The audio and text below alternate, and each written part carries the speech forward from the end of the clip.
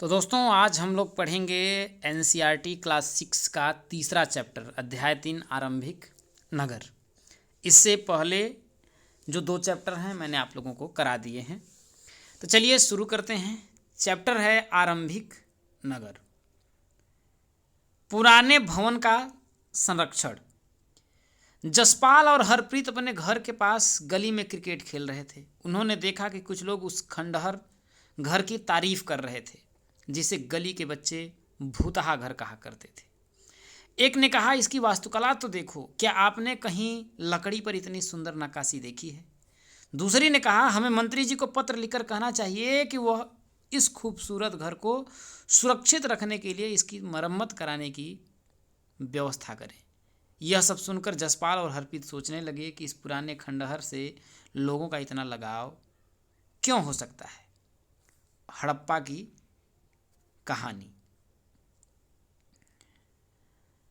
अक्सर पुरानी इमारत अपनी कहानी बताती है। लगभग 150 साल पहले जब पंजाब में पहली बार रेलवे लाइन बिछाई जा रही थी तो इस काम में जुटे इंजीनियरों को अचानक हड़प्पा पूरा स्थल मिला जो आधुनिक पाकिस्तान में है। उन्होंने सोचा कि यह एक ऐसा खंडहर है जहां से अच्छी ईंटें मिलेंगी। यह सोचकर वे हड़प्पा के खंडहरों से हजारों ईंटें उखाड़ ले गए, जिससे उन्होंने रेलवे लाइन बिछाई। इससे कई इमारतें पूरी तरह नष्ट हो गई।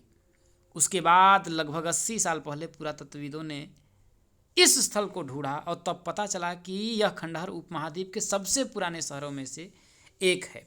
चूंकि इस नगर की खोज सबसे पहले हुई थी, इसलिए बाद में मिलने वाले इस तरह के सभी पुरास्थलों में जो इमारतें और चीज़ें मिली उन्हें हड़प्पा सभ्यता की इमारतें कहा गया। इन शहरों का निर्माण लगभग 4700 साल पहले हुआ था।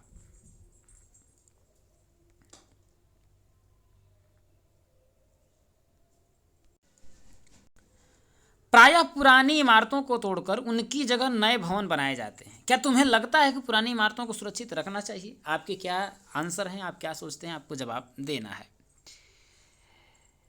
अगला है कि इन नगरों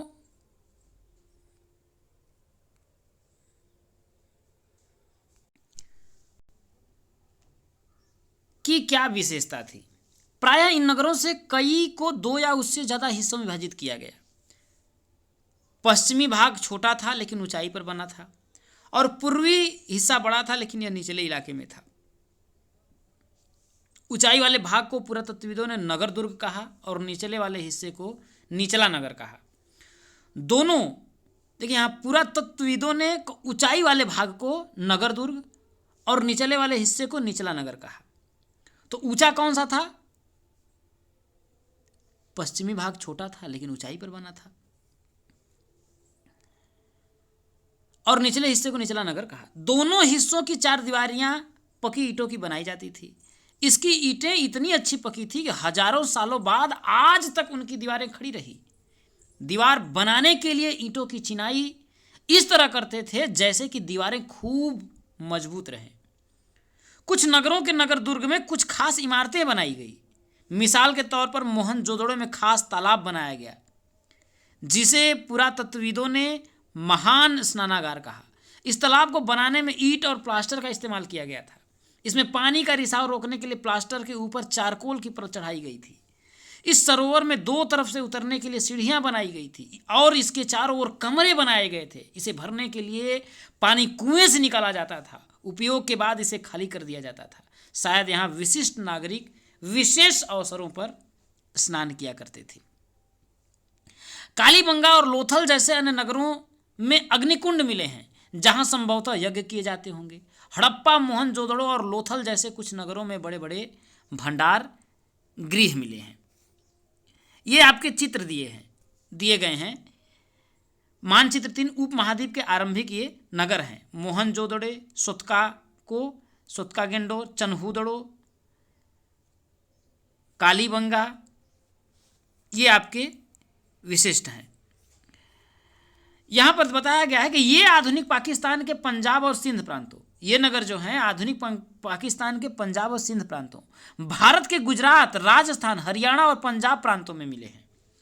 इन सभी पुरास्थलों से पुरातत्वविदों को अनोखी वस्तुएं मिली हैं, जैसे मिट्टी के लाल बर्तन जिस पर काले रंग के चित्र बने थे, पत्थर के बाट मुहरे, मनके, तांबे के उपकरण और पत्थर के बने लंबे ब्लेड आदि। ये आप देख रहे होंगे महान स्नानागार है, इसी की वहां पर ये है, कितने अच्छे तरीके से इसको बनाया गया है। भवन, नाले और सड़कें, यहाँ के भवन, नाले और सड़कें कैसी थी? इन नगरों के घर आमतौर पर 1 या 2 मंजिले होते थे। घर के आंगन के चारों ओर कमरे बनाए जाते थे। अधिकांश घरों में एक अलग स्नानाघर होता था और कुछ घरों में कुएं भी होते थे। कई नगरों में ढके हुए नाले थे, इन्हें सावधानी से सीधी लाइन में बनाया जाता था। हर नाली में हल्की ढलान होती थी ताकि पानी आसानी से बह सके। अक्सर घरों की नालियों को सड़कों की नालियों से जोड़ दिया जाता था, जो बाद में बड़े नालों में मिल जाती थी। नालों से ढके होने के कारण इनमें जगह जगह पर मेन होल बनाए जाते थे, जिसके जरिए इसकी देखभाल और सफाई की जा सके। घर, नाले और सड़क का निर्माण योजनाबद्ध तरीके से एक साथ ही किया जाता था। यहां पर वर्णित घरों और पिछले अध्याय में वर्णित घरों में तुम्हें क्या अंतर दिखाई देता है? कोई 2 अंतर बताओ, आपको बताना है। यहां देखिए, हड़प्पा के नगरों में ईंटों की चिनाई, इस तरीके से हड़प्पा के नगरों में ईंटों की चिनाई की जाती थी। नगरीय जीवन, हड़प्पा के नगरों में बड़ी हलचल रहा करती होगी। यहाँ पर ऐसे लोग रहते होंगे जो नगर की खास इमारतें बनाने की योजना में जुटे रहते थे। ये संभवतः यहाँ के शासक थे। यह भी संभव है कि ये शासक लोगों को भेजकर दूर दूर से धातु, बहुमूल्य पत्थर, अन्य उपयोगी चीज़ें मंगवाते थे। शायद शासक लोग खूबसूरत मनकों तथा सोने चांदी के बने आभूषणों जैसी कीमती चीज़ों को अपने आसपास रखते होंगे। इन नगरों में लिपिक भी होते थे, जो मुहरे पर तो लिखते ही थे और शायद अन्य चीज़ों पर भी लिखते होंगे जो बच नहीं पाई हैं। इसके अलावा नगरों में शिल्पकार स्त्री पुरुष भी थे, जो अपने घरों या किसी उद्योग स्थल पर तरह तरह की चीज़ें बनाते होंगे। लोग लंबी यात्राएं भी करते थे और ये वहाँ से उपयोगी वस्तुएं लाते थे और साथ ही लाते थे सुदूर देशों की किस्से कहानियाँ। मिट्टी से बने कई खिलौने भी मिले थे जिनसे बच्चे खेलते होंगे। नगर में रहने वाले लोगों की एक सूची बनाओ। क्या इनमें से कुछ ऐसे लोग हैं जो मेहरगढ़ जैसे गांव में रहते थे? यहां सबसे ऊपर ये वाला, इसकी बात यहां पर कह रहा है, सबसे ऊपर मोहनजोदड़ो की एक सड़क और उसमें बना नाला, सबसे ऊपर ये वाला सबसे ये सड़क है और यहाँ पर आपको नाले यहाँ पर इसको दिखाई दे होंगे। इसके बाद ऊपर यहाँ पर एक कुआं, बाईं ओर हड़प्पा की एक मुहर, ये वाली हड़प्पा की एक मुहर, इस मुहर के ऊपर चिन्ह एक खास लिपि है। उपमहाद्वीप में पाए गए लेखन का यह प्राचीनतम उदाहरण है। विद्वानों ने इसे पढ़ने की कोशिश की है, लेकिन अभी तक यह पता नहीं चल पाया है कि इसका अर्थ क्या है। दाईं ओर पकी मिट्टी के खिलौने, ये पकी मिट्टी के आपके खिलौने हैं। नगर और नए शिल्प। आओ अब कुछ ऐसी चीज़ों के बारे में अध्ययन करें जो हड़प्पा के नगरों से प्राप्त हुई। पुरातत्वविदों को जो चीज़ें वहाँ मिली उसमें अधिकतम पत्थर, शंख, तांबे, कांसे, सोने और चांदी जैसी धातुओं से बनाई गई थी। तांबे और कांसे के औजार, हथियार, गहने और बर्तन बनाए जाते थे। सोने और चांदी से गहने और बर्तन बनाए जाते थे। यहाँ मिली सबसे आकर्षक वस्तुओं में मनके, बाट और फलक हैं। यहाँ देखिए ऊपर पत्थर के बाट देखो, कितने ध्यान से और उपयुक्त तरीके से इन बाटों को बनाया गया है। इन्हें चर्ट पत्थर से बनाया गया था। इन्हें शायद बहुमूल्य पत्थर और धातुओं के तौलने के लिए बनाया गया होगा। मध्य में मनके, इनमें से कई कार्नियर पत्थरों से बनाए गए थे। पत्थरों को काट और तराश कर, इसकी बात बोल रहा है, मनके बनाए गए। इसके बीच में छेद किए गए थे ताकि धागा डालकर माला बनाई जाए। मध्य में दाएं पत्थर के धारदार फलक, ये देखिए पत्थर के आपके धारदार फलक। नीचे जाएं, इसकी बात कर रहा है। कढ़ाईदार वस्त्र, एक महत्वपूर्ण व्यक्ति की पत्थर से बनी मूर्ति जो मोहनजोदड़ो से मिली थी, इसमें उसे कढ़ाईदार वस्त्र पहने दिखाया गया है। कह रहा है हड़प्पा सभ्यता के लोग पत्थर की मुहरें बनाते थे। इन आयताकार पृष्ठ 25 मुहरों पर सामान्यतः जानवरों के चित्र मिले हैं। हड़प्पा सभ्यता के लोग काले रंग से डिजाइन किए हुए खूबसूरत लाल मिट्टी के बर्तन बनाते थे। देखो पृष्ठ 6। आगे क्या बोल रहा है देखिए कि अध्याय 2 में तुमने जिन गांवों के बारे में पढ़ा, क्या वहां भी धातु का उपयोग होता था? क्या वे पत्थर के बाट बनाते थे? आपको बताना है। आगे देखिए, संभवतः 7,000 साल पहले मेहरगढ़ में कपास की खेती होती थी। कितना? 7,000 साल पहले मेहरगढ़ में कपास की खेती होती थी। मोहनजोदड़ो से कपड़ों के टुकड़े के अवशेष, चांदी के एक फूलदान के ढक्कन था, कुछ अन्य तांबे की वस्तुओं से चिपके हुए मिले हैं। पकी मिट्टी था, फेयन से बनी तकलियां सूत कताई का संकेत देती हैं। इनमें से अधिकांश वस्तुओं का निर्माण विशेषज्ञों ने किया था। विशेषज्ञ उसे कहते हैं जो किसी खास चीज को बनाने के लिए खास प्रशिक्षण लेता है, जैसे पत्थर तराशना, मनके चमकाना या फिर मुहरों पर पच्चीकारी करना आदि। पृष्ठ 26 पर चित्र देखो कि मूर्ति का चेहरा कितने आकर्षक ढंग से बनाया गया है और उसकी दाढ़ी कितनी अच्छी तरह दर्शाई गई है। यह किसी विशेषज्ञ मूर्तिकार का ही काम है। ये इस चित्र की बात बोल रहा है। ये देखिए पृष्ठ 26 पे है ना, देखिए कितना ज़बरदस्त तरीके से इसकी दाढ़ी बनाई गई है, ये आपका बनाया गया है। तो उसी की बात कर रहा है। हर व्यक्ति विशेषज्ञ नहीं हो सकता। हमें यह पता नहीं है कि क्या सिर्फ पुरुष ही ऐसे कामों में प्रशिक्षण हासिल करते थे या फिर केवल महिलाएं ही। शायद कुछ महिलाएं और पुरुष दोनों इस काम में दक्ष थे। फेयंस क्या है देखिए, पत्थर और शंख प्राकृतिक तौर पर पाए जाते हैं, लेकिन फेयंस को कृत्रिम रूप से तैयार किया जाता है। बालू या स्फटिक पत्थरों के चूर्ण को गोंद में मिलाकर उनसे वस्तुएं बनाई जाती थी। उसके बाद उन वस्तुओं पर एक चिकनी परत चढ़ाई जाती थी। इस चिकनी परत के रंग प्रायः नीले या हल्के समुद्री हरे होते थे। फेयंस के मन के चूड़ियाँ, बाले और छोटे बर्तन बनाए जाते थे। कच्चे माल की खोज। कच्चा माल उन पदार्थों को कहते हैं जो या तो प्राकृतिक रूप में मिलते हैं या फिर किसान या पशु पालन उनका उत्पादन करते हैं, जैसे लकड़ी या धातुओं के अयस्क प्राकृतिक रूप से उपलब्ध कच्चे माल हैं। इनसे फिर कई तरह की चीज़ें बनाई जाती हैं। मिसाल के तौर पर किसानों द्वारा पैदा किए गए कपास को कच्चा माल कहते हैं, जिससे बाद में कताई बुनाई करके कपड़ा तैयार किया जाता है। हड़प्पा में लोगों को कई चीज़ें वहाँ मिलती थी, लेकिन तांबा, लोहा, सोना, चांदी और बहुमूल्य पत्थरों जैसे पदार्थों का वे दूर दूर से आयात करते थे। हड़प्पा के लोग तांबे का आयात संभवतः आज के राजस्थान से करते थे। देखिए तांबे का आयात कहाँ से? राजस्थान से। यहाँ तक कि पश्चिमी एशियाई देश ओमान से भी तांबे का आयात किया जाता था। कांसा बनाने के लिए तांबे के साथ मिलाई जाने वाली धातु टीन का आयात आधुनिक ईरान और अफगानिस्तान से किया जाता था। देखिए यहाँ पर इस चीज़ को बहुत ही ध्यान से रखिए। कांसा बनाने के लिए तांबे के साथ मिलाई जाने वाली धातु टीन का आयात आधुनिक ईरान और अफगानिस्तान से किया जाता था। सोने का आयात आधुनिक कर्नाटक से। कहाँ से? सोने का आयात कर्नाटक से। बहुमूल्य पत्थर का आयात गुजरात से। पत्थर कहाँ से? गुजरात से। गुजरात, ईरान और अफगानिस्तान से किया जाता था। बहुमूल्य पत्थर कहाँ? गुजरात, ईरान और अफगानिस्तान से किया जाता था। चीज़ों को एक जगह से दूसरी जगह कैसे ले जाया जाता था, इस चित्र को देखो। एक खिलौना है और दूसरी तरफ मुहर। क्या तुम बता सकते हो हड़प्पा के लोग यातायात के लिए किन साधनों का प्रयोग करते थे? पिछले अध्याय में क्या तुमको पहिए वाले वाहनों की जानकारी दी गई है? आपको बताने हैं। अगला देखिए, नगरों में रहने वाले लोगों के लिए भोजन। लोग नगरों के अलावा गांवों में भी रहते थे। वे अनाज उगाते थे और जानवर पालते थे। किसान और चरवाहे ही शहरों में रहने वाले शासकों, लेखकों और दस्तकारों को खाने के सामान देते थे। पौधों के अवशेषों से पता चलता है कि हड़प्पा के लोग गेहूं, जौ, दालें, मटर, धान, तिल और सरसों उगाते थे। जमीन की जुताई के लिए हल का प्रयोग नई बात थी।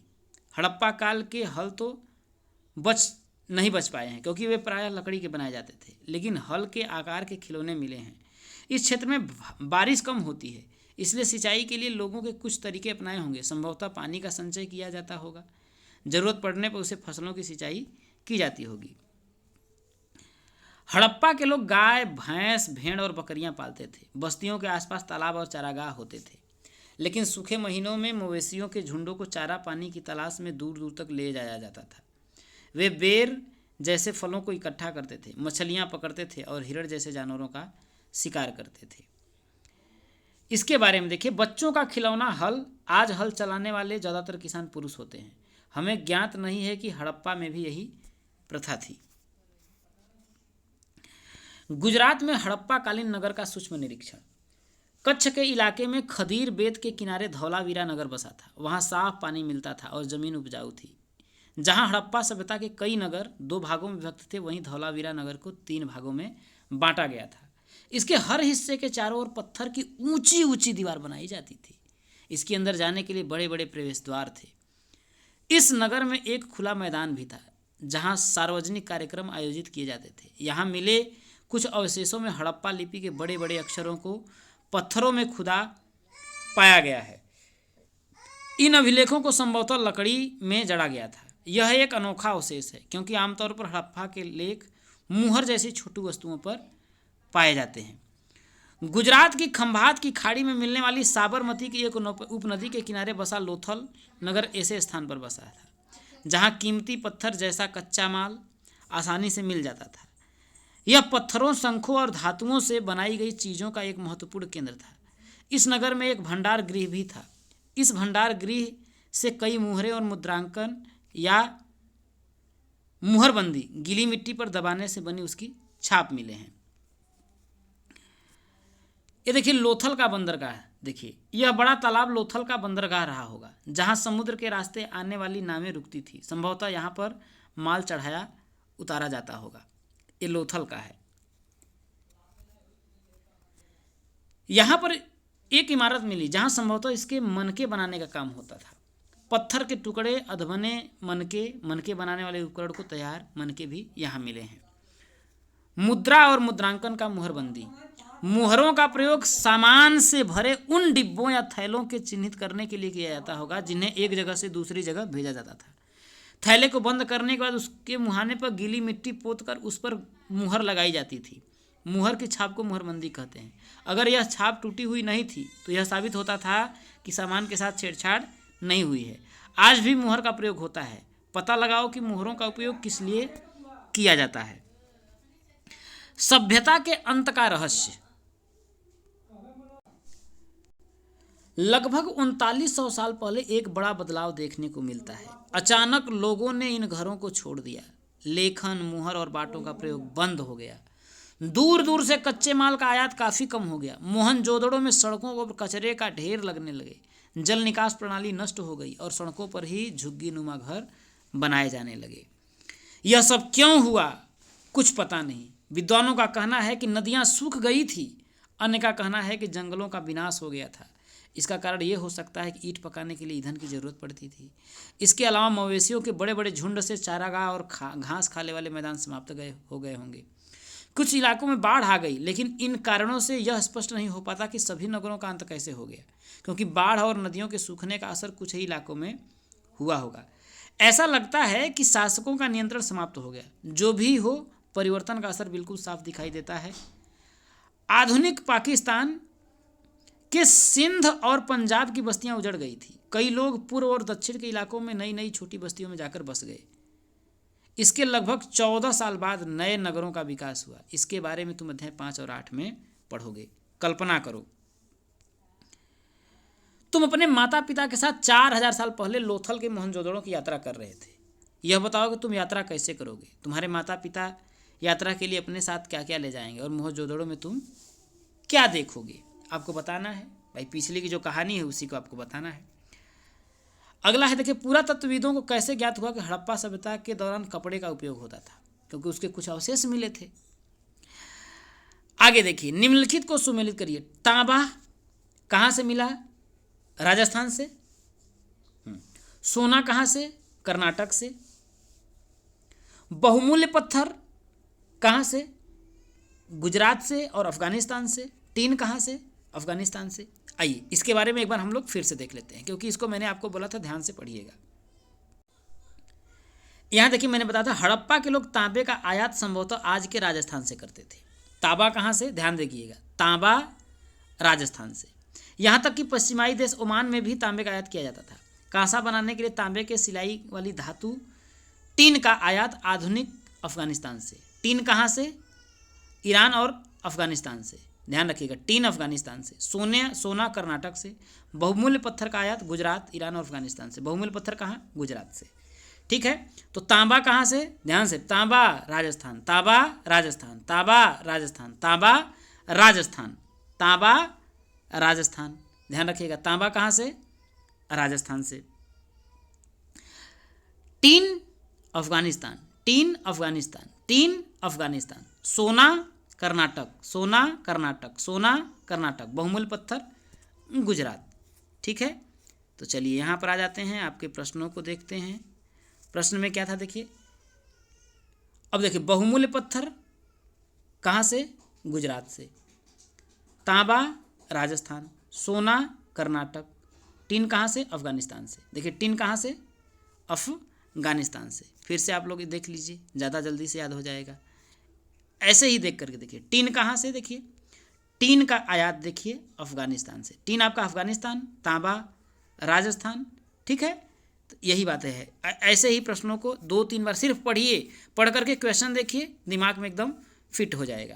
तांबा कहाँ से, राजस्थान से, सोना कर्नाटक से, टीन अफगानिस्तान से, बहुमूल्य पत्थर गुजरात से। हड़प्पा के लोगों के लिए धातुएं, लेखन, पहिया और हल क्यों महत्वपूर्ण थे, बताना है आपको। उपयोगी शब्द इसमें क्या है, नगर, नगर दुर्ग, लिपिक, मुहर, शिल्पकार, धातु विशेषज्ञ, कच्चा माल, हल, सिंचाई। नगर दुर्ग किसे कहा गया, जो ऊंचे जगह वाले स्थान थे। आओ चर्चा करें। चर्चा, इस अध्याय में पकी मिट्टी, टेराकोटा से बने सभी खिलौनों की सूची बनाओ। इनमें कौन कौन से खिलौने बच्चों को ज़्यादा पसंद आए होंगे। हड़प्पा के लोगों की भोजन सामग्री की सूची बनाओ। आज इनमें से तुम क्या क्या खाते हो, निशान लगा करके बताओ। महत्वपूर्ण तिथियां देखिए, क्वेश्चन नंबर 6 है, देखिए हड़प्पा के किसानों और पशुपालकों का जीवन क्या उन किसानों से भिन्न था जिनके बारे में तुमने पिछले अध्याय में पढ़ा है। अपने उत्तर में इसका कारण बताओ। आओ करके देखें। देखिए, अपने शहर या गांव की 3 महत्वपूर्ण इमारतों का ब्यौरा दो। क्या वे बस्ती के महत्वपूर्ण इलाकों में बनी हैं। इमारतों का उपयोग किस लिए किया जाता है। तुम्हारे इलाके में क्या कोई पुरानी इमारत है, यह पता करो कि यह कितनी पुरानी है और उसकी देखभाल कौन करता है। इसके बारे में आपको बताना है, इस पर आप लोग सोचिएगा। महत्वपूर्ण तिथियां देखिए, मेहरगढ़ में कपास की खेती 7000 वर्ष पहले, मेहरगढ़ में कपास खेती 7000 वर्ष पहले, मेहरगढ़ में कपास खेती 7000 वर्ष पहले, मेहरगढ़ में कपास खेती 7000 वर्ष पहले। नगरों का आरंभ 4700 साल पहले, लगभग कितना, नगरों का आरंभ 4700 साल पहले, नगरों का आरंभ 4700 साल पहले। हड़प्पा के नगरों के अंत की शुरुआत 3900 साल पहले, हड़प्पा के नगरों के अंत की शुरुआत 3900 साल पहले, हड़प्पा के नगरों के अंत की शुरुआत 3900 साल पहले। अन्य नगरों का विकास 2500 साल पहले, अन्य नगरों का विकास 2500 साल पहले, अन्य नगरों का विकास 2500 साल पहले। उम्मीद है आपको आज की वीडियो पसंद आई होगी। चैनल पर नए होगा सब्सक्राइब करिएगा। मिलेंगे अगले चैप्टर को लेकर के अगली वीडियो में। जय हिंद।